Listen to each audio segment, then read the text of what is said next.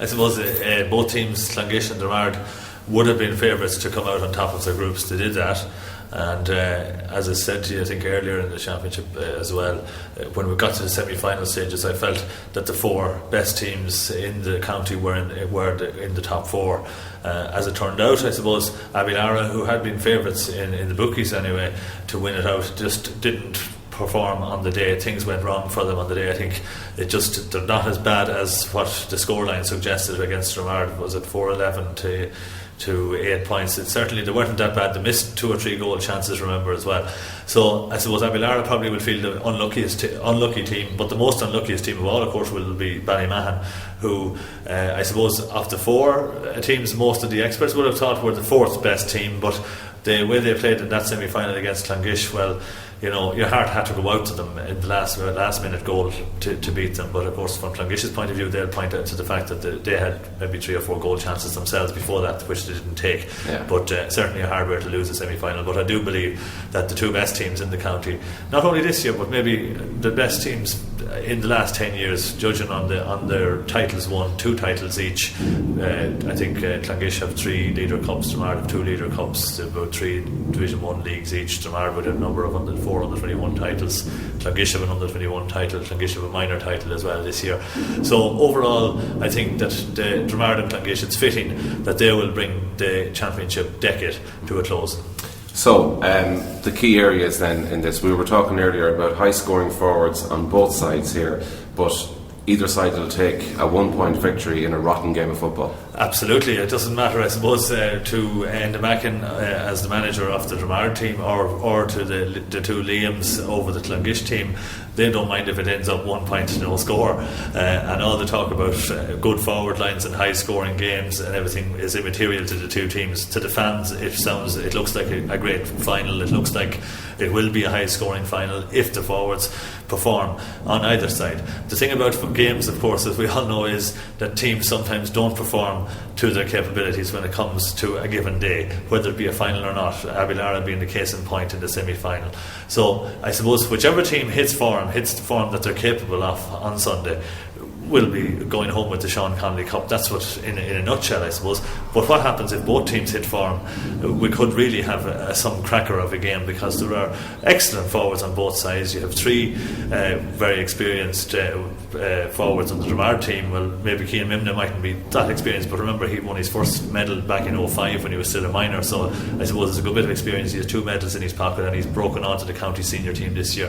Jamesy Martin has a wealth of experience behind him, playing with the county, having won 3 medals already, first back in 99. So he has been key to the team this year, I suppose, as well. And then you have, of course, Francis McGee, who's on his day is quite unmarkable in Longford, at least anyway. And then on the Clonguish side, you have Paddy Dowd, now a revelation at full forward for them. You have Kieran Williams, who maybe was well held, it has to be said, in the semi-final, but a lad like Kieran Williams, you could watch him for 60 minutes, and in the last second he'd get the goal. As it turned out, it was Joe O'Brien who only came on at half time in the semi-final. Again, he was one of the stars of underage football in Clonguish, and you could go through the whole forward line, like Collie Clark, who had scored 7 points in an earlier round, got a knock in the semi-final, came off, wasn't missed at all. Darren Quinn, who hadn't played at all, probably Longford's best minor player this year forward, scored 4 points in the semi-final. Like that Clonguish forward line, you could pick out any of them.